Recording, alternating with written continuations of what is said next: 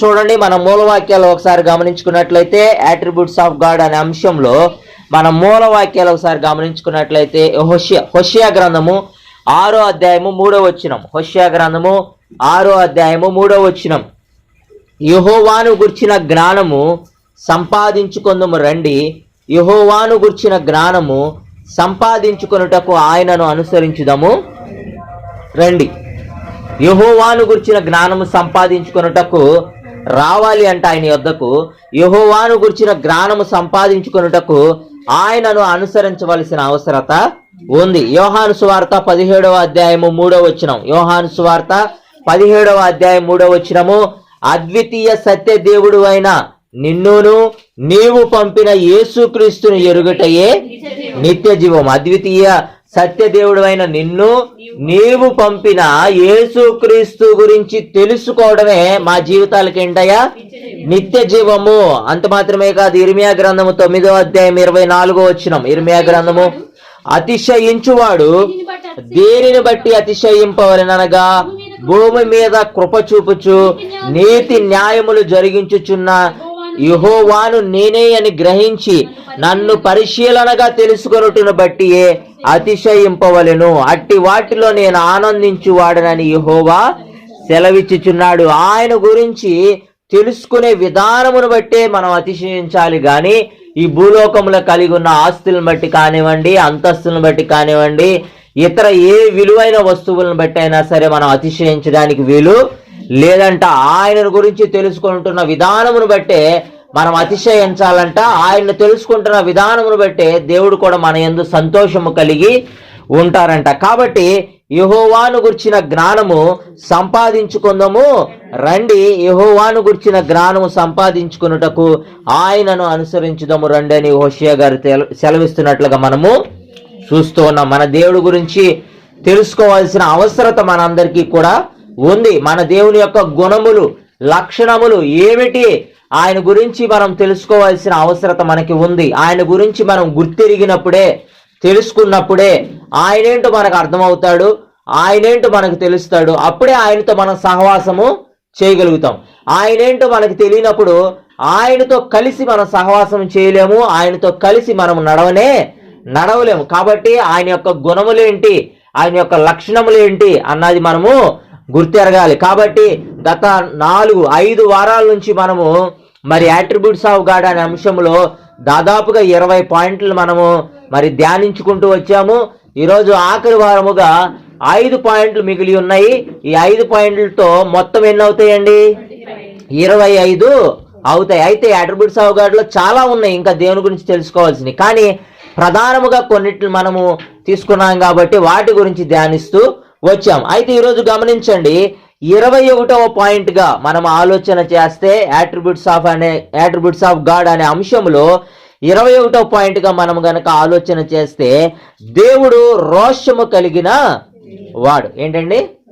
మన దేవుడు రోషము కలిగిన వాడు అని మనం చూడవచ్చు. నిర్గమాకాండము 20వ అధ్యాయము 5-6 వచనాలను చదువుకుందాం. నిర్గమాకాండము 20వ అధ్యాయము 5-6 వచనాలను మనం చదువుకున్నట్లయితే, ఏలయనగా నీ దేవుడవనైన యెహోవానగు నేను రోషము గల దేవుడను, నన్ను ద్వేషించు వారి విషయములో 3-4 తరముల వరకు తండ్రుల దోషమును కుమారుల మీదకి రప్పించుచు నన్ను ప్రేమించిన ఆజ్ఞలు గైకొని వారిని 1000 తరముల వరకు కరుణించువాడనై ఉన్నాను. ఇది దేవుడే స్వయంగా ఆయనే చెప్తూ ఉన్నారు. ఏమనంటే, ఏలయనగా నీ దేవుడునైనా యెహోవానగు నేను రోషము గల దేవుడును, నన్ను ద్వేషించి వారి విషయములో 3-4 తరముల వరకు తండ్రుల దోషమును కుమారుల మీదకి రప్పిస్తాడంట. నన్ను ప్రేమించే వారి విషయంలో అయితే, నా ఆజ్ఞలు గైకొని వారి విషయంలో అయితే 1000 తరముల వరకు కరుణించి వాడై ఉన్నాడంట మన దేవుడు. ఏదైనప్పటికీ కూడా 21వ పాయింట్ గా మన దేవుడు ఎలాంటి వాడయ్యా అంటే రోషము కలిగిన దేవుడు. రోషం అంటే ఏంటి, ఎవరైనా చెప్పగలుగుతారా? పౌరుషము అంటాం కదా, చాలా మంది పౌరుషము కలిగిన వాళ్ళు అని అంటారు కదా. అట్లాగే మన దేవుడంట రోషము కలిగిన దేవుడంట. అయితే ఇది యాస్టీజ్ గా ఎట్లాగే ఉందా ఇంగ్లీష్ బైబిల్లో కూడా అని చెప్పి నేను ధ్యానిద్దాం అని చెప్పి ఇంగ్లీష్ బైబిల్లోకి వెళ్ళా. అయితే కింగ్ జేమ్స్ వర్షన్ బైబిల్లో ఏముందంటే, ఏముందండి? జలసి అని ఉంది. ఏముంది? జలసి అంటే ఏంటి అసలు? జలసి అంటే అసూయ. అంటే మన దేవునికి అసూయ ఉందా? నేను ఆలోచించే బాగా, ఏంటిది ఇంగ్లీష్ బైబిల్లో జలసి అని ఉంది, దీనికి ఏంటి ఇట్లా రాయబడి ఉంది అని అనుకున్నా. సరే, ఇట్లా కాదు, తెలుగు బైబిల్ కూడా ఎక్కడి నుంచి తర్జుమా చేయబడింది? హిబ్రీ. అవునా? ఆదిమ హిబ్రీ నుంచి తర్జుమా చేయబడింది. ఆదిమ హిబ్రీ నుంచి ఎందుకు తర్జుమా చేయబడింది అంటే పాత నిబంధన ఏ లాంగ్వేజ్ లో రాయబడి ఉంది? మర్చిపోయారు మళ్ళీ. పాత నిబంధన ఏ లాంగ్వేజ్ లో రాశారు? అసలు మూల లాంగ్వేజ్ ఏంటి? హెబ్రీ భాష. మర్చిపోకూడదు మనం ఎప్పుడు. కొత్త నిబంధన అమ్మా అయిపోయింది. 25 పాయింట్లు కూడా మర్చిపోతారు మీరు తర్వాత కూడా. ఎందుకంటే ఒకసారి ఆలోచించండి, చాలా సార్లు మనం ఈ విషయాన్ని చెప్పుకున్నాం. పాత నిబంధన హిబ్రూ లాంగ్వేజ్ లో రాయబడి ఉంది, కొత్త నిబంధన గ్రీక్ లాంగ్వేజ్ లో రాయబడి ఉంది. ఇది మర్చిపోవద్దు. అయితే పాత నిబంధనని తర్వాత గ్రీకులో కూడా మార్చారు. దాన్ని ఎల్ఎక్సెస్ సెప్టుజెంట్ అని అంటారు. ఏమంటారండి? ఎల్ఎక్సెస్ సెప్టుజెంట్. నేను చాలా సార్లు ఏమని చెప్పానంటే మనందరికీ కూడా ఇది ఎందుకంటే మన క్షేమమే. అవునా? ఒక బుక్ మెయింటైన్ చేయాలండి, ఆ బుక్లో మనం రాసుకోవాలండి అని చాలా సార్లు చెప్పాను నేను. అవునా? ఫస్ట్ రఫ్గా రాయండి. ఇక్కడ తొందరగా స్పీడ్కి వెళ్ళిపోతూ ఉంటాం కాబట్టి రఫ్గా రాయండి. తర్వాత ఇంటికి వెళ్ళిన తర్వాత ప్రధానంగా ఒక బుక్ పెట్టుకోండి, ప్రతిదీ కూడా డీటెయిల్గా క్లియర్గా రాయండి. ఫస్ట్ అయితే ఇక్కడ రఫ్గా రాసుకుంటా వెళ్ళిపోండి, ఇంటికి వెళ్ళిన తర్వాత డీటెయిల్గా రాయండి. ఎందుకంటే నేను చెప్పేది ఇవి జీవితాంతము, నేను చెప్పినా ఎవరు చెప్పినా ఇవే సంగతులు, ఇవి మర్చిపోవడానికి వీల్లేదు. ఎందుకంటే పాత నిబంధన హిబ్రూ లాంగ్వేజ్లో రాయబడి ఉంది. వాస్తవంగా హిబ్రూ లాంగ్వేజ్లో రాయబడి ఉంది. హిబ్రూ లాంగ్వేజ్ నుంచి తర్వాత ఇంగ్లీష్లోకి తర్జుమా చేశారు. ఇంగ్లీష్ నుంచి ఇతర భాషల్లోకి, తెలుగులోకి, హిందీలోకి తర్జుమా చేశారు. అయితే మీరు చూడండి, హిబ్రూ లాంగ్వేజ్లో ఉన్న అర్థము ఒక్కొక్కసారి తెలుగులోకి మార్చేటప్పుడు, ఇంగ్లీష్లోకి మార్చేటప్పుడు కొన్ని అర్థాలు మారిపోయాయి. అవునా? అందుకని ఏంటంటే మనం తెలుగు చదివేటప్పుడు ఒక్కొక్కసారి ఒక పదం మనకు అర్థం కాకపోతే మూలగా ఎక్కడైతే మూల భాష హిబ్రూ భాషలోకి వెళ్ళి మనము అక్కడ ఏం రాయబడి ఉందో చూసుకుంటేనే తప్ప వాస్తవమైన మీనింగ్ అనేది మనకి బయటికి రాదు. అయితే ఇక్కడ నిర్గమాకాండము 20వ అధ్యాయం 5-6 వచనంలో ఏలయనగా నీ దేవుడినైనా యెహోవానగు నేను రోషము గల దేవుడను అన్న మాట ఇంగ్లీష్లోకి వెళ్ళేసరికి ఇంగ్లీష్లో కూడా బోల్డ్ అని ట్రాన్స్లిటరేషన్స్ ఉన్నాయి. ఏమండి? కింగ్ జేమ్స్ వర్షన్స్ ఉన్నాయి, ఈఎస్వి ఇంగ్లీష్ స్టాండర్డ్ వర్షన్ ఉంది, ఎన్ఐవి న్యూ ఇంటర్నేషనల్ వర్షన్ ఉంది, కేఎన్జేవి కింగ్ జేమ్స్ వర్షన్ న్యూ కొత్త వర్షన్ ఉంది. ఇట్లా చాలా ఉన్నాయి. ఇవన్నీ కూడా ఏంటంటే తర్జుమాలు. కాబట్టి కేజేవి వర్షన్లో అయితే ఈ యొక్క రోషము గల దేవుడు అనే మాట ఏమనుందంటే జలస్సీ అనే మాట ఉంది. జలస్సీ గాడ్ అని ఉంది. దేవుడికి జలస్సీ ఉందా? అసూయ కదా జలస్సీ అంటే అని ఆలోచన చేసి హిబ్రూలో అసలు ఒరిజినల్గా ఏముందని అక్కడికి వెళ్తే అక్కడ కూడా అదే ఉంది. అక్కడ ఏముందంటే జలస్సీ అనే మాటే ఉంది. అయితే అక్కడ రాయబడి ఉన్న మాట ఏంటంటే కన్నావ్. ఏమని మాట అంటే హిబ్రూ పదము కన్నావ్ అనే మాట ఉంది. దాని అర్థం ఏమిటంటే only of God. Jealous, only of God. నేను ఆలోచించాను అప్పుడు అసలు దేవుడికి ఎందుకు జలస్సీ ఉండాలంటే మనుష్యులకైతే జలస్సీ ఉండకూడదు కానీ దేవునికి ఉండొచ్చు. ఎందుకో తెలుసా? ఆయన మహిమను ఎవ్వరికి కూడా ఆయన ఇచ్చు దేవుడు కాదు. ఆయనకి చెందవలసినటువంటి ఆరాధన కానివ్వండి, ఆయనకు చెందవలసిన మహిమ కానివ్వండి, ఆయనకు మాత్రమే చెందవలసిన ఆ దేవాది దేవుని యొక్క అధికారము ఆయన ఎవరికి కూడా చెందనీయుడు. ఎందుకంటే అది వేరే వాళ్ళకి వెళ్తే ఆయన దేవుడు కాకుండా పోతాడు. కాబట్టి ఆయనకు మాత్రమే ఆ మహిమ చెందాలి. కాబట్టి ఆయన రోషము కలిగిన దేవుడని మనము ఆలోచన చెయ్యాలి. ఎందుకంటే నిర్గమాకాండము 34వ అధ్యాయము 14వ వచనంలో ఈ విధంగా రాయబడి ఉంది. నిర్గమాకాండము 34వ అధ్యాయము 14వ వచనము, ఏలయనగా వేరొక దేవునికి నమస్కారము. మళ్ళా చదవండి, ఏలయనగా వేరొక దేవునికి నమస్కారము చెయ్యవద్దు, ఆయన నామము రోషము గల యెహోవా. ఆయన రోషము గల వేరొక దేవునికి నమస్కారం చేయవద్దు. ఆయన నామం అంట రోషము కలిగిన యెహోవా, ఆయన రోషము కలిగిన వేరొక దేవతలకి గాని, దేవుడికి గాని, ప్రతిమలకు గాని, రాళ్లకు గాని, చెట్లకు గాని నువ్వు నమస్కారం చేస్తే ఆయన సహించడు. ఎందుకంటే నిజమైన, వాస్తవమైన, సత్యమైన దేవుడు ఒకే ఒక్క దేవుడు ఉన్నాడు. ఆయనకు తప్ప నువ్వు ఎవ్వరికి మొక్కినను సరే ఆయన సహించడు. ఎందుకో తెలుసా? ఆయన రోషము కలిగిన దేవుడు. నిజ దేవుణ్ణి విడిచిపెట్టి అబద్ధాన్ని నువ్వు మొక్కుతుంటే ఆయన జలసి చెందడంలో పెద్ద వింతేమీ కాదు. కాబట్టి ఆయన రోషము కలిగిన దేవుడని మనం జ్ఞాపకము ఉంచుకోవాలి. ద్వితీయోపదేశ కాండము 4వ అధ్యాయము 24వ వచనం. ద్వితీయోపదేశ కాండము 4వ అధ్యాయము 24వ వచనము. ఏలయనగా నీ దేవుడైన యెహోవా దహించు అగ్నియు రోషము కలిగిన దేవుడునై ఉన్నాడు. ఏలయనగా నీ దేవుడైన యెహోవా దహించు అగ్నియు రోషము గల దేవుడునై ఉన్నాడు. ద్వితీయోపదేశ కాండము 32వ అధ్యాయము 16వ వచనం. ద్వితీయోపదేశ కాండం 32వ అధ్యాయము 16వ వచనము. వారు అన్యుల దేవతల చేత ఆయనకు రోషము పుట్టించిరి, హేయ కృత్యముల చేత ఆయనను కోపింప. ఇంకొక కోణంలో గనక ఈ రోషాన్ని మనం ఆలోచన చేస్తే కోపము అనే అర్థం కూడా వస్తుంది. ఏమండి? కోపము అనే అర్థం కూడా వస్తుంది. అందుకు వారు అంటున్నారు, వారు అన్యుల దేవతల చేత ఆయనకు రోషము పుట్టించారంట. ఎందుకంటే అన్య దేవతలను ఎవరైతే నమస్కారం చేస్తారో వెంటనే దేవునికి రోషము వచ్చింది, కోపము వస్తుంది. అయితే రోషము పుట్టించిరి, హేయ కృత్యముల చేత ఆయనను కోపింప చేసిరి. యెహోషువ గ్రంథము 24వ అధ్యాయము 19వ వచనం. యెహోషువ గ్రంథము 24వ అధ్యాయం 19వ వచనము.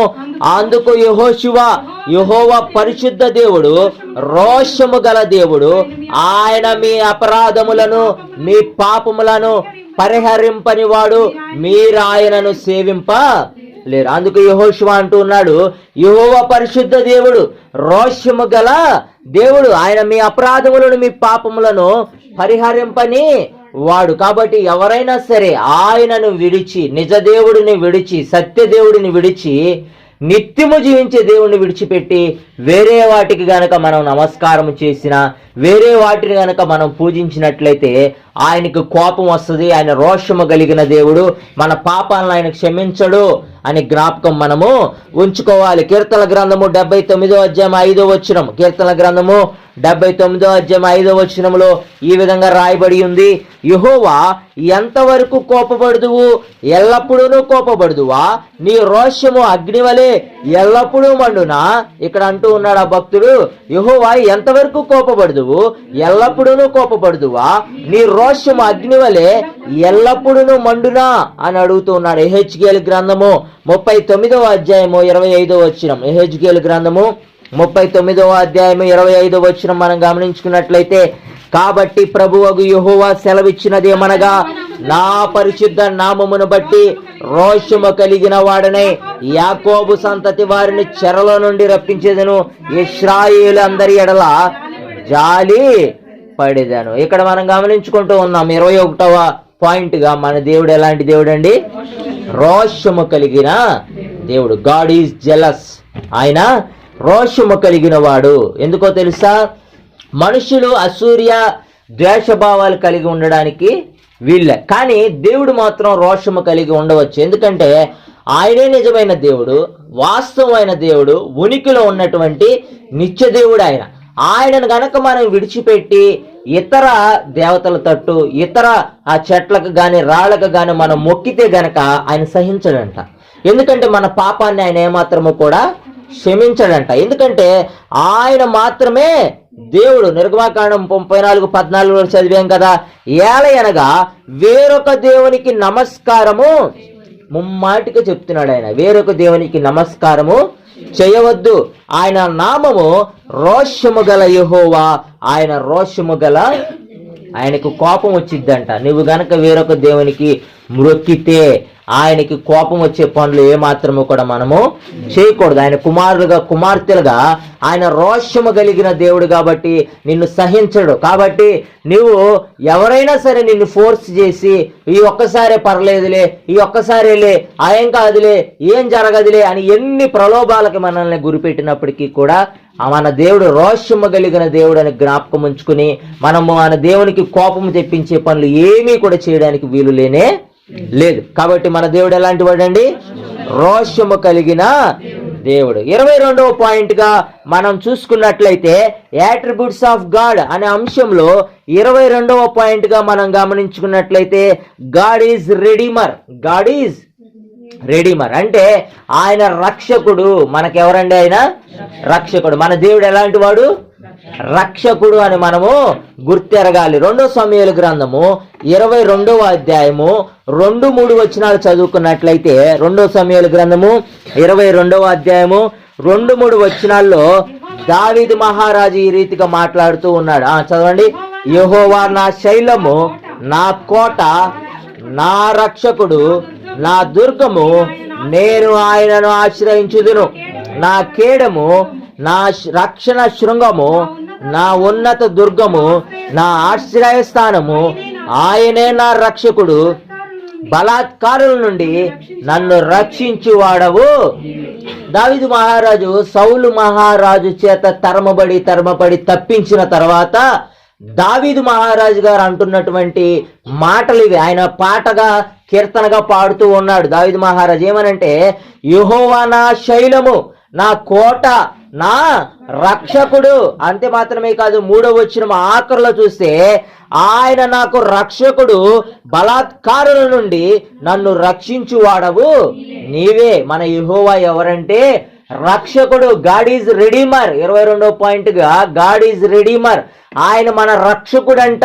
బలాత్కారుల చేతిలో నుంచి నన్ను రక్షించువాడివి నీవేనయ్యా, నా రక్షణకర్తవి నీవేనయ్యా అని చెప్పి దావీదు మహారాజు పాటగా ఆయన పాడుతున్నట్లుగా మనము చూస్తూ ఉన్నాం. సౌలు మహారాజుగా ఉన్నాడు. సౌలు దావీదును చంపాలని ఎన్నో మార్లు ప్రయత్నించాడు. అయితే దావీదు మహారాజు సౌలు యొద్ద నుండి పారిపోయాడు.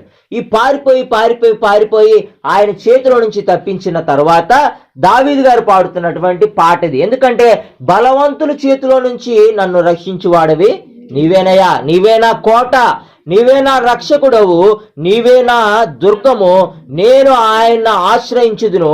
నా కేడము, నా రక్షణ శృంగము, నా ఉన్నత దుర్గము, నా ఆశ్రయస్థానము, ఆయనే నా రక్షకుడు, బలాత్కారుల నుండి నన్ను రక్షించువాడవు. ఇంకెవ్వరు కూడా రక్షించలేరంట. మనం కూడా చాలాసార్లు మరి మనుషులను ఆశ్రయిస్తూ ఉంటాం మనల్ని రక్షిస్తారని. డబ్బును ఆశ్రయిస్తూ ఉంటారు కొంతమంది, డబ్బు నన్ను రక్షించిద్దని. కొంతమంది ఏవేవో వాటిని ఆశ్రయిస్తూ ఉంటారు, పలుకుబడిన వ్యక్తుల్ని, రాజకీయవేత్తలను. ఎందుకంటే మమ్మల్ని రక్షిస్తారని మనం భ్రమపడతా ఉంటాం. మీరు ఆలోచన చేయండి, ఈ భూలోకములో మనిషి ఏమి చేసినప్పటికీ కూడా అవి రక్షించవచ్చు, రక్షించకపోవచ్చు. కానీ నీవు దేవుణ్ణి గనక ఆశ్రయిస్తే, నీవు దేవుని యొద్దకు గనక పరిగెత్తుకుని వెళ్తే ఆయన నిన్ను రక్షించక మానడు.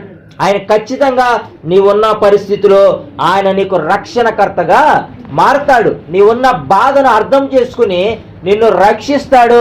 నీ ఆర్త ధ్వనిని విని ఆయన నిన్ను రక్షిస్తాడని మనం జ్ఞాపకము ఉంచుకోవాలి. మీరు గమనించండి, ఈ విషయం ఎట్లా ఉండిద్దంటే, దావీదు మహారాజు సౌలు మహారాజు దగ్గర నుంచి పారిపోతున్నాడు.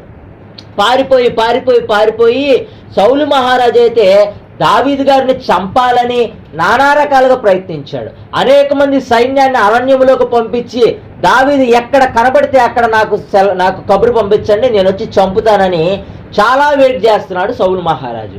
ఈ వ్యక్తి పరుగులు తీస్తూనే ఉన్నాడు. ఎవరు? దావీదు మహారాజు. అయితే ఆయన అప్పుడు ఇంకా రాజు కాల, దావీదు గారు పరుగులు తీస్తూనే ఉన్నాడు.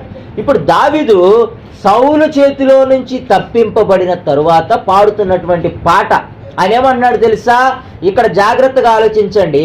నా కోట యెహోవా, నా శైలము, నా కోట. నా కోట అంటే యెహోవాని దేనితో పోలుస్తున్నాడు? ఏమండి? ఆయనే నా కోట. ఎందుకంటే ఆ కోటలోకి వెళ్తే కోటలోకి ఎవడైనా రాగలడా? దుష్టుడు కోటలోకి ఎవడైనా సరే చంపడానికి రాగలడా? కోట యొక్క శిఖరాలు అంటే గోడలు ఎంత ఎత్తుంటాయి? ఎంత ఎత్తుంటాయండి అంటే దావీదు గారి యొక్క ఆ యొక్క వర్ణన చూడండి. నా దేవుడే నాకు కోట, ఎందుకంటే అంతంత ఎత్తు కలిగిన గోడలు, నా దేవుని దాటి ఎవడు కూడా నా యొద్దకు రాలేడు. ఆయనే నా రక్షకుడు, నా దుర్గము. దుర్గం అంటే ఎత్తైనటువంటి స్థలాలను ఏమంటారంటే దుర్గము. నేను ఆయనను ఆశ్రయిస్తాను. నేను మనుషులను ఆశ్రయించను కానీ నన్ను తప్పించువాడు, నన్ను రక్షించువాడు ఎవరంటే నా దేవుడే. కాబట్టి నేను ఎవరిని ఆశ్రయిస్తానో తెలుసా? రాజకీయవేత్తలను ఆశ్రయించను, పలుకుబడిన వ్యక్తులను ఆశ్రయించను. నేను ఎవరిని ఆశ్రయిస్తానంటే డబ్బును ఆశ్రయించను. నేను ఆశ్రయించేదల్లా నా దేవుడిని మాత్రమే అని దావీదు మహారాజు అంటూ ఉన్నారు. నా కేడము, నా రక్షణ శృంగము, నా ఉన్నత దుర్గము, నా ఆశ్రయ స్థానము ఆయనే. నా రక్షకుడు, బలాత్కారుల నుండి నన్ను రక్షించువాడవు నీవే. కాబట్టి 22వ పాయింట్గా మన దేవుడు ఎలాంటి వాడే అంటే రెడీమర్. God is redeemer. ఆయన మన రక్షకుడు అని గుర్తుపెట్టుకోండి. యెషయా గ్రంథము 43వ అధ్యాయము 11వ వచనం. యెషయా గ్రంథము 43వ అధ్యాయము 11వ వచనము. నేనే యెహోవాను, నేను తప్ప వేరొక రక్షకుడు లేడు. నేనే యెహోవాను, నేను తప్ప వేరొక రక్షకుడు లేడు. మనం ఆర్తనాదాలు పెడతా ఉంటాం ఒక్కొక్కసారి మన బాధల్లో, కష్టాల్లో. ఏమండి, మన యొక్క సమస్యల్లో, మన బాధల్లోంచి ఎవరు మనల్ని రక్షిస్తారా? ఈ అప్పుల భారం నుంచి ఎవరు నన్ను రక్షిస్తారు? లేకపోతే ఈ రోగము నుంచి నన్ను ఎవరు రక్షిస్తారు? ఈ సమస్య నుంచి నన్ను ఎవరు రక్షించగలరని చెప్పి ఒక్కొక్కసారి మనం ప్రార్థన చేస్తూ ఉంటాం. మనం గుర్తుపెట్టుకోవాల్సింది ఒకే ఒకటి, నేనే యెహోవాను, నేను తప్ప వేరొక రక్షకుడు లేడు. నువ్వు దావీదు వలె ఆయన గనక ఆశ్రయిస్తే ఆయన నిన్ను రక్షిస్తాడు. బలవంతుల చేతుల నుండి ఆయన నిన్ను రక్షిస్తాడని మనము జ్ఞాపకము ఉంచుకోవాలి. హోషియా గ్రంథము 13వ అధ్యాయము 4వ వచనం. హోషియా గ్రంథము 13వ అధ్యాయము 4వ వచనం. మీరు ఐగుప్తు దేశములో నుండి వచ్చినది మొదలుకొని యెహోవానగు నేనే మీ దేవుడను. నన్ను తప్ప నీవు ఏ దేవుని ఎరుగవు. నేను తప్ప రక్షకుడును లేడు. ఆయన ఏమంటున్నాడు తెలుసా? దేవుడు, మీరు ఐగుప్తు దేశములో నుండి వచ్చినది మొదలుకొని యెహోవానగు నేనే మీ దేవుడను. నన్ను తప్ప నీవు ఏ దేవుని ఎరుగవు. నేను తప్ప రక్షకుడును లేడు. ఎందుకంటే రక్షించువాడు ఆయన తప్ప వేరొకళ్ళు మనకి లేరు. రక్షిస్తే ఆయనే రక్షించాలి తప్ప ఎవ్వరు కూడా మనం ఉన్న సమస్యల్లో రక్షించగలిగిన దేవుడు వేరొకరు లేరు. కాబట్టి ఆ రక్షణకర్తను మనము ఆశ్రయించాలి. ఆయనే మనల్ని రక్షిస్తాడు. నిజంగానే యేసే మనల్ని రక్షించాడు. పాప భారం నుంచి మనం రక్షించింది ఎవరండి? యేసేనా. మనందరం చనిపోవలసిన స్థానములో ఆయన చనిపోయి అనీతిమంతులమైన మనల్ని నీతిమంతులుగా చేస్తూ పాపం వల్ల వచ్చు జీతము మరణము నుండి మనల్ని రక్షించింది ఆ యేసుక్రీస్తు మాత్రమే అని మనం జ్ఞాపకము ఉంచుకోవాలి. లూకా సువార్త 2వ అధ్యాయము 11వ వచనం. లూకా సువార్త 2వ అధ్యాయము 11వ వచనము. దావీదు పట్టణమందు నేడు రక్షకుడు మీ కొరకు పుట్టి ఉన్నాడు, ఈయన ప్రభు అయిన క్రీస్తు. దావీదు పట్టణమందు నేడు రక్షకుడు మీ కొరకు లేదా మన కొరకు ఆయన పుట్టి ఉన్నాడు. ఆయన పేరేంటో తెలుసా? రక్షకుడు అని అంట, ఆయన క్రీస్తు అంట. కాబట్టి మన దేవుడు ఎలాంటి వాడంటే గాడ్ ఈజ్ రెడీమర్. మన దేవుడు రక్షకుడు అండి. ఎట్లాంటి పరిస్థితులు అయినా సరే నిన్ను నన్ను రక్షించగలిగిన దేవుడైన. తిమోతికి రాసిన మొదటి పత్రిక, అపోస్తలుడైన పౌలు గారు తిమోతికి రాసిన మొదటి పత్రిక 4వ అధ్యాయము 10వ వచనము. 4వ అధ్యాయము 10వ వచనము. మనుష్యులకందరికీ రక్షకుడును మరి విశేషముగా విశ్వాసులకు రక్షకుడునైన జీవము గల దేవుని యందు మనము నిరీక్షించి ఉన్నాము. మళ్ళా చదవండి పైన నుంచి. మనుష్యులందరికీను ఈయన ఎవరంట? మనుష్యులందరికీ. ఇదిగో ఈ కొద్ది జాతి వారికే కాదండి, ఈ కులం వారికే కాదండి, ఈ వర్గం వారికే కాదండి, కేవలం ఈ కమ్యూనిటీ కలిగిన వారికే కాదండి, మనుష్యులందరికీ కూడా అంట ఆయన ఎవరంటండి? రక్షకుడును మరి విశేషముగా విశ్వాసులకు రక్షకుడునైన జీవము గల దేవుని యందు మనము. మన నిరీక్షణ ఎవరి యందో తెలుసా? ఏమండి? రక్షకుని యందు మనుషులందరికీ రక్షకుడును మరి విశేషముగా విశ్వాసులకు రక్షకుడైన ఆ యేసునందు మనం నిరీక్షణ ఉంచి ఉన్నాం. అవునా? ఆయన యందేనా? ఆయన మరలా వస్తాడు, మన అందరినీ కూడా తీసుకుని వెళ్తాడు. మనకి ఆ పరలోక రాజ్యంలో స్థలములను స్థిరపరచడానికి సిద్ధపరచడానికి వెళ్ళాడని చెప్పి మనం నిరీక్షణ కలిగి ఉన్నాము. మనల్ని ఆ యొక్క అగ్నిలో పారవేయుడు, మనల్ని చీకటి కొట్లలో పారవేయుడు, కానీ మనల్ని ఆయనతో పాటు నిత్య రాజ్యంలోనికి తీసుకుని వెళ్తాడు అని ఎదురు చూస్తూ నిరీక్షణ కలిగిన వారం వలె ఈ భూమి మీద మనము నివసిస్తూ ఉన్నాం. ఎవరి గురించి? ఆ రక్షకుడు గురించి మనం నిరీక్షణ కలిగి ఉన్నాము. మొదటి యోహాను గారికి రాసినటువంటి మొదటి పత్రిక 4వ అధ్యాయము 14వ వచనం. యోహాను గారికి రాసిన మొదటి పత్రిక 4వ అధ్యాయము 14వ వచనము. మరియు తండ్రి తన కుమారుని లోక రక్షకుడిగా ఉండుటకు పంపి ఉండుట మేము చూచి సాక్ష్యమిచ్చుచున్నాము. మరియు తండ్రి తన కుమారుణ్ణి లోక రక్షకుడిగా ఉండుటకు పంపి ఉండుట మేము చూచి సాక్ష్యమిచ్చు. లోక రక్షకుడిగా తండ్రి అంటే ఆయన కుమారుని పంపించాడంట. ఈ లోకాన్ని రక్షించింది ఎవరండి? ఈ లోకంలో ఉన్న ప్రజలందరినీ రక్షించింది ఎవరు?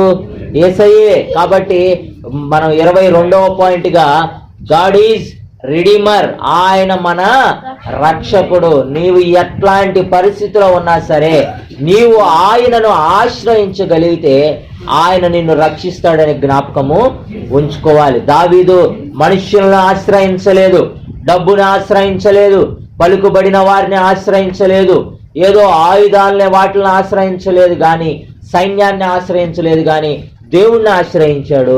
ఆ దేవుడే ఇన్ని బలవంతుల చేతుల్లో నుంచి రక్షించినట్లుగా మనము చూస్తూ ఉన్నాం. కాబట్టి గాడ్ ఈజ్ రెడీమర్, ఆయన రక్షకుడుగా ఉన్నాడని మనము చూస్తూ ఉన్నాం. 23వదిగా మనం గమనించుకున్నట్లయితే 23వ పాయింట్ మనం గమనించుకున్నట్లయితే గాడ్ ఈజ్ సోవెరియన్. గాడ్ ఈజ్ సోవెరియన్, ఆయన సార్వభౌమ అధికారము కలిగిన వాడు. ఆయన సార్వభౌమ అధికారము కలిగిన వాడు అంటే అన్నిట్లిపైన, భూమి మీద ఉన్న సమస్తము పైన దేవునికి అధికారము ఉంది. మనం అంటూ ఉంటాము, నన్ను కొట్టడానికి నీ అధికారం ఉంది, నీకే అధికారం ఉంది అని అడుగుతాం, మనం ప్రశ్నిస్తాం కదా ఒక్కోసారి. లేదా ఈ స్థలం మీద నీకే అధికారం ఉంది అని అంటారు కొంతమంది. లేదా ఈ ఇంటి మీద నీకే అధికారం ఉందని వచ్చావు అని అంటారు. లేదా ఈ తోట మీద నీకే అధికారం ఉందని ఇవి కోస్తూ ఉన్నావు అంటూ ఉంటారు. కానీ మన దేవునికంట భూమి మీద ఉన్న సమస్తము పైన, మనుష్యుల పైన, జంతువుల పైన, పక్షుల పైన, చెట్ల పైన, సముద్రాల పైన, రోగముల పైన, అన్నిటి మీద, ఆల్ థింగ్స్ అన్నిటి మీద కూడా ఆయనకు అధికారం కలిగిన వాడు మన దేవుడు. అందుకే గాడ్ ఈజ్ సోవెరియన్, ఆయన సార్వభౌమ అధికారము కలిగిన దేవుడు. ఎందుకంటే చూడండి, మత్తయి సువార్త 9వ అధ్యాయము 6వ వచనం. మత్తయి సువార్త 9వ అధ్యాయము 6వ వచనము. అయినను పాపములు క్షమించుటకు భూమి మీద మనుష్య కుమారునికి అధికారము కలదని మీరు తెలుసుకొనవలెను అని చెప్పి ఆయన పక్షవాయువు గలవానిని చూచి నీవు లేచి నీ మంచమెత్తి నీ ఇంటికి పొమ్మని చెప్పగా, ఆయనంట పాపములు క్షమించుటకు భూమి మీద మనుష్య కుమారునికి ఏముందంట? అధికారం ఉందంట. మన దేవునికి అందరి పాపములు క్షమించడానికి ఆయనకు అధికారం ఉంది. పాపలు క్షమించడానికి ఎవరికైనా అధికారం ఉండిద్దండి? ఎవరికి లేదు. కానీ మన దేవునికి సార్వభౌమ అధికారం ఉంది. ఆయనకి ఆల్ థింగ్స్ అన్నిటి మీద కూడా ఆయన అధికారము ఉంది. పక్షవాయు గలవాణిని స్వస్థపరిచాడంట. రోగముల పైన కూడా మన దేవునికి ఏముందంటే అధికారం ఉందని మనం గమనించాలి. 8వ వచనములో వాళ్ళు అంటూ ఉన్నారు, జనులు అది చూచి భయపడి మనుష్యులకిట్టి అధికారం ఇచ్చిన దేవుణ్ణి మహిమ పరిచిరి. మత్తయి సువార్త 10వ అధ్యాయము 1వ వచనం. మత్తయి సువార్త 10వ అధ్యాయము 1వ వచనం. ఆయన తన 12 మంది శిష్యులను పిలిచి అపవిత్రాత్మలను వెళ్ళగొట్టుటకును ప్రతి విధమైన రోగమును ప్రతి విధమైన వ్యాధిని స్వస్థపరచుటకును వారికి అధికారము 12 మంది శిష్యులంట యేసయ్య పిలిచి అపవిత్రాత్మలను వెళ్ళగొట్టడానికి, ప్రతి విధమైన రోగమును ప్రతి విధమైన వ్యాధిని స్వస్థపరచడానికి వాళ్ళకి ఏమి ఇచ్చాడంట? అసలు అధికారం ఉన్న వాళ్ళే అధికారం ఇవ్వగలుగుతారు, అంతేనా? యేసయ్యకి అధికారం ఉంది, ప్రతి రోగం మీద అధికారం ఉంది, ప్రతి వ్యాధి మీద అధికారం ఉంది. ప్రతి దురాత్మను వదిలించే అధికారం ఎవరికి ఉందంటే యేసయ్యకు ఉంది. ఆ అధికారాన్ని ఈ 12 మంది శిష్యులకు ఇచ్చి యేసయ్య పంపిస్తున్నట్లుగా మనము చూస్తూ ఉన్నాం. కాబట్టి మన యేసయ్యకి అన్నిటి మీద, అపవిత్ర ఆత్మలను వెళ్ళగొట్టే విధానము పైన, రోగాల పైన, వ్యాధుల పైన మన యేసయ్యకి అధికారం ఉంది. ఆ అధికారాన్ని శిష్యులకు ఇస్తున్నట్లుగా మనము చూస్తూ ఉన్నాం. మార్కు సువార్త 3వ అధ్యాయము 15వ వచనం. మార్కు సువార్త 3వ అధ్యాయం 15వ వచనం. దయ్యములను అధికారము గలవారే సువార్త ప్రకటించుటకును వారిని పంపవలెనని ఆయన 12 మందిని ఏంటంట, దయ్యములను వెళ్ళగొట్టు అధికారము గలవారై సువార్త ప్రకటించుటకును వారిని పంపవలెనని ఆయన 12 మందిని, దయ్యాలను వెళ్ళగొట్టడానికి కూడా అధికారం ఎవరికి ఉంది? యేసయ్యకు ఉంది. సువార్త ప్రకటించే అధికారం మనకి ఎవరిచ్చారు చెప్పాలి? మన దేవుడే ఇచ్చాడు. 12 మంది శిష్యులకు కూడా సువార్తకు ప్రకటించే అధికారం దేవుడే ఇచ్చాడు. ఈరోజు మనందరికీ కూడా ఆ అధికారం ఎక్కడి నుంచి వచ్చిందయ్యా అంటే మన దేవుని యొద్ద నుంచి మనం అధికారాన్ని పొందుకున్నట్లుగా మనము చూస్తూ ఉన్నాం. మార్కు సువార్త 1వ అధ్యాయం 27వ వచనం. మార్కు సువార్త 1వ అధ్యాయం 27వ వచనం. అందరూను విస్మయం ఉంది. ఇదేమిటో, ఇది కొత్త బోధగా ఉన్నది. ఈయన అధికారముతో అపవిత్ర ఆత్మలకును ఆజ్ఞాపింపగా అవి ఆయనకు లోబడుచున్నవని ఒకనితో ఒకడు అందరూ అంట. ఈయన అధికారముతో అపవిత్రాత్మలకును ఆజ్ఞాపింపగా అవి ఆయనకు లోబడుచున్నవని ఒకనితో ఒకడు. ఆయన అధికారం ఎలాంటిదో తెలుసా? అపవిత్ర ఆత్మలను కూడా ఆయన ఆజ్ఞాపింపగలిగినటువంటి అధికారము కలిగిన వాడు మన దేవుడని గుర్తుపెట్టుకోండి. ఎవరికైనా సరే మీరు జాగ్రత్తగా ఆలోచించండి. ఒకవేళ కుదరని రోగాలు ఉన్నా సరే యేసు యొద్దకు వస్తే ఆయన అధికారము చేత, ఆయన కృప చేత వారిని స్వస్థపరచగలడు. అపవిత్ర ఆత్మను సైతం ఆయన అధికారము చేత ఆయన పారద్రోలగలడు. దెయ్యములు పట్టిన వారిని సైతము ఆయన అధికారము చేత విడిపించగలడు. ఎలాంటి రోగాన్నైనా, ఎలాంటి అపవిత్రాత్మలైనా సరే ఆయన నామములో అటువంటి శక్తి ఉంది, అటువంటి అధికారము కలిగిన వాడు మన యేసు దేవుడు. ఆయన యొద్దనే ఆయన ఆజ్ఞాపింపగా ఇవన్నీ కూడా అంటే విడిచిపెట్టి వెళ్తాయంట. ఆయన ఆజ్ఞాపింపగా ఎలాంటి అధికారము కలిగిన వాడంటే సముద్రముని, గాలిని నెమ్మలింపజేయగలిగినటువంటి అధికారం ఆయనలో ఉంది. సముద్రమును 2 పాయలు చేయగలిగినటువంటి అధికారం ఆయన యొద్ద ఉంది. పూరేడులకు ఆయన ఆజ్ఞాపింపగా అవన్నీ కూడా వచ్చి ఇశ్రాయేలు పాలెములో పండిని అంటే వాటిని ఆజ్ఞాపింపగలిగినటువంటి అధికారం ఆయన యొద్ద ఉంది. మన దేవునికి అండి సమస్తము పైన అధికారం ఆయనకు ఉంది. ఆయన సార్వభౌమ అధికారము కలిగిన దేవుడు. అన్నిట్ల మీద కూడా ఆయనకి సార్వభౌమ అధికారం మన దేవునికి ఉందని గుర్తించవలసిన ఆ యొక్క అవసరత మనకి ఉంది. లూకాసు వార్త 10వ అధ్యాయము 19వ వచనం. లూకాసు వార్త 10వ అధ్యాయము 19వ వచనం. ఇదిగో పాములను, తేళ్లను త్రొక్కుటకును శత్రువు బలమంతటి మీదను మీకు అధికారం అనుగ్రహించి ఉన్నాను. ఏది మీకు ఎంత మాత్రమును హాని. ఏమంటున్నాడు తెలిసి యేసయ్య?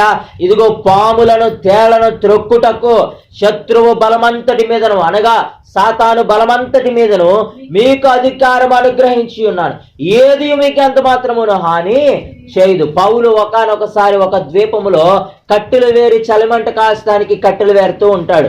ఆ కట్టెల నుంచి ఒక పాము వచ్చి ఆయన చేతిని కొరికిద్ది. ఆయన జస్ట్ ఇలా చిదిరించి దాన్ని పడేస్తాడు గాని ఆయన భయపడిన వాడు ఏమాత్రము కూడా కాదు. ఆ సర్పము, విష సర్పము ఆయనకి ఎంత మాత్రము కూడా హాని చేయలే. చూచుచున్న వారు మాత్రము ఇతను ఏదో పెద్ద పాపము చేస్తుంటాడు, ఇతను ఇప్పుడు బొబ్బలు వచ్చి చచ్చిపోతాడని అనుకున్నారే గాని ఏ మాత్రము కూడా ఆయనకు మాత్రం ఆ విష సర్పం ఏమీ కూడా. అంటే ఇక్కడ చెప్పిన మాట అదే. ఇదిగో పాములను, త్రేలను త్రొక్కుటకును శత్రువు బలమంతటి మీదను మీకు అధికారం అనుగ్రహించి ఉన్నాను. ఏది మీకు ఎంత మాత్రమును హాని చేయదు. పాములను ఎత్తి పట్టుకొందురు అన్న మాట ఉంది కదా మార్కు సువార్త 16వ అధ్యాయం 6వ వచనం. కాబట్టి ఏది కూడా అంటే మనుషునికి ఎంత మాత్రము కూడా హాని చేయదంట. అలాంటి అధికారం యేసయ్య మనకి ఇచ్చాడంట. యోహాను సువార్త 1వ అధ్యాయము 12వ వచనం. యోహాను సువార్త 1వ అధ్యాయము 12వ వచనం. తన్ను ఎందరు అంగీకరించిరో వారందరికీ, అనగా తన నామమునందు విశ్వాసం ఉంచిన వారికి దేవుని పిల్లలగుటకు ఆయన అధికారము, దేవుని పిల్లలగుటకు అధికారం మనకి ఇచ్చింది ఎవరు? యేసయ్యే. ఇదివరకు పాత నిబంధనలో ఎవ్వరు కూడా కుమారులుగా పిలువబడలేదు, కుమార్తెలుగా పిలువబడలేదు, ఎవ్వరు కూడా దేవుని పిల్లలుగా పిలువబడలేదు. నూతన నిబంధనలో దేవుని పిల్లలగుటకు అధికారం ఇచ్చింది మనకు యేసయ్య అని గుర్తించండి. యోహాను సువార్త 5వ అధ్యాయం 27వ వచనం, యోహాను సువార్త 5వ అధ్యాయం 27వ వచనం, మరియు ఆయన మనుష్య కుమారుడు గనక తీర్పు తీర్చుటకు అధికారము, తండ్రి అధికారము అనుగ్రహించాను. మనుష్య కుమారుడి కంట ఈ భూలోకం మీద తీర్పు తీర్చడానికి అధికారం ఎవరిచ్చారంట? తండ్రి ఇచ్చాడంట. రోమపత్రికలో మనం చూస్తాము, ఓ మనుష్యుడా నీవెవ్వరికి కూడా తీర్పు, కానీ తీర్పు తీర్చే అధికారం ఎవరికి ఉంది? క్రీస్తుకుంది. క్రీస్తుకు కూడా అధికారం ఎవరిచ్చారు? తండ్రి ఇచ్చాడు. అంటే మనుష్యులను తీర్పు తీరుస్తాడు ఒక రోజున యేసయ్య. ఆయన ధవల సింహాసనం ముందు మనందరం కూడా నిలబడాల్సిన అవసరత ఉంది. ప్రతి ఒక్కరి లెక్కలు ఆ రోజున బయట పెడతాడు ఆయన. ప్రతి ఒక్కరి పాపములు సరిచూచి తూకం వేసే రోజు ఒక రోజున ఉంది. ఆ న్యాయ బోరులో మనందరం కూడా నిలబడాల్సిన అవసరత ఉంది. కాబట్టి తీర్పు తీర్చేటటువంటి అధికారము కలిగిన వాడు మన యేసయ్య అని గుర్తుపెట్టుకోండి. యోహాను సువార్త 10వ అధ్యాయము 18వ వచనం, యోహాను సువార్త 10వ అధ్యాయము 18వ వచనం, ఎవడును నా ప్రాణము తీసుకొనడు, నా అంతట నేనే దాన్ని పెట్టుచున్నాను, దాన్ని పెట్టుటకు నాకు అధికారము కలదు, దాన్ని తిరిగి తీసుకున్నటకు నాకు అధికారము కలదు, నా తండ్రి వల్ల ఈ ఆజ్ఞ పొందుతిని. ఎవ్వరు కూడా అంటే యేసయ్య ప్రాణాన్ని తీసుకునే అధికారం ఎవ్వడికి కూడా లేదు. ఆయనే పెడతాడంట. తీసుకునే అధికారం కూడా మరలా నాకు ఉంది, తండ్రి వల్ల ఈ ఆజ్ఞను నేను పొందుకున్నానని యేసయ్య చెప్తూ ఉన్నారు. కాబట్టి ఆయన ఇష్టపూర్వకంగానే యేసయ్య మనందరికీ కూడా ఆయన ప్రాణాన్ని సమర్పించినట్లు మనము చూస్తూ ఉన్నాం. యోహాను సువార్త 17వ అధ్యాయం 2వ వచనం, యోహాను సువార్త 17వ అధ్యాయం 2వ వచనం, నీ కుమారుడు నిన్ను మహిమపరిచినట్లు నీ కుమారుని మహిమపరచుము, నీవు నీ కుమారునికి ఇచ్చిన వారి అందరికీ ఆయన నిత్య జీవము అనుగ్రహించినట్లు సర్వ శరీరుల మీదను ఆయనకు అధికారము.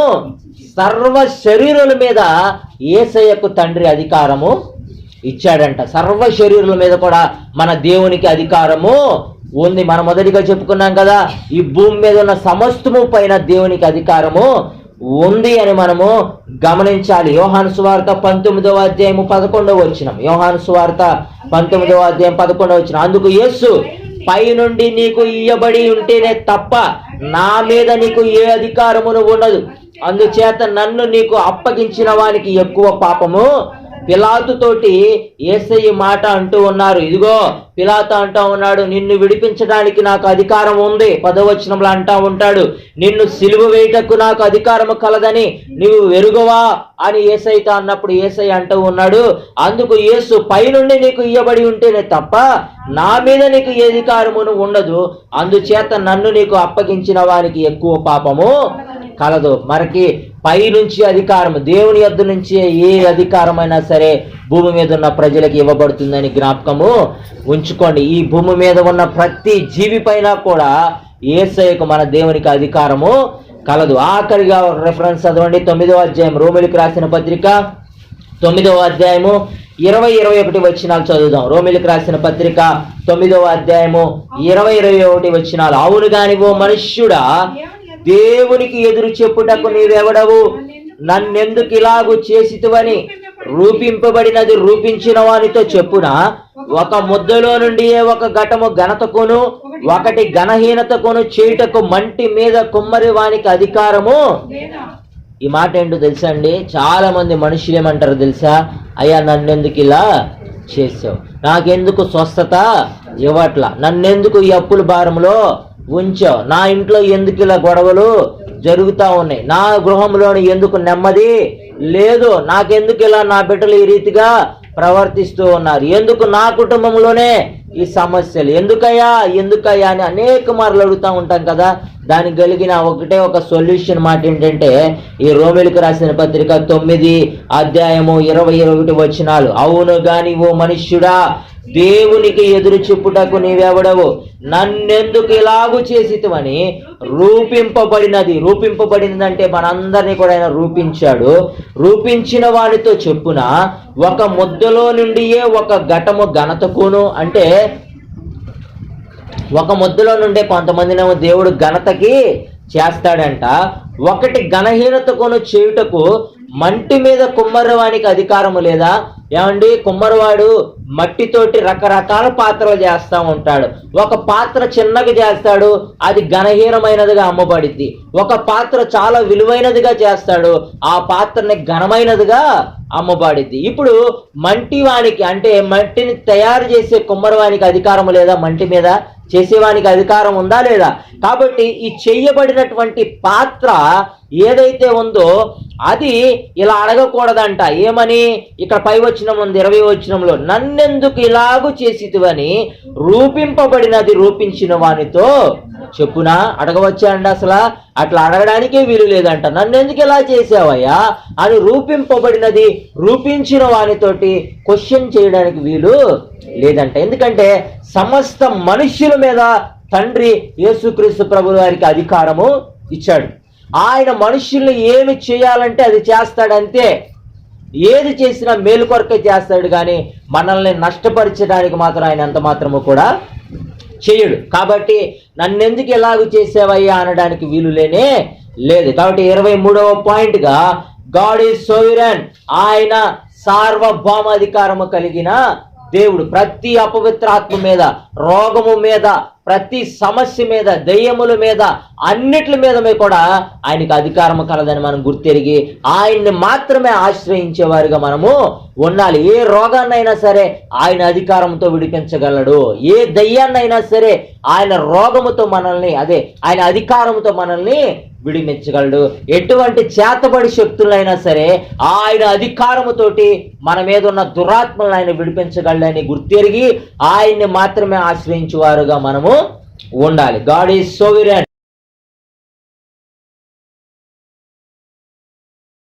21వ పాయింట్ చెప్పగలుగుతారా ఎవరైనా? ఏమండి, మన దేవుడు రోషము కలిగిన దేవుడు. 21 పాయింట్. 22వ పాయింట్, గాడ్ ఈజ్ రిడీమర్, మన దేవుడు రక్షకుడు. మన దేవుడు మాత్రమే మనం రక్షించగలిగిన వాడు. 23వ పాయింట్, గాడ్ ఈజ్ సోవరెన్, సార్వభౌమ అధికారము కలిగిన వాడు. సమస్త సృష్టి మీద ఆయనకు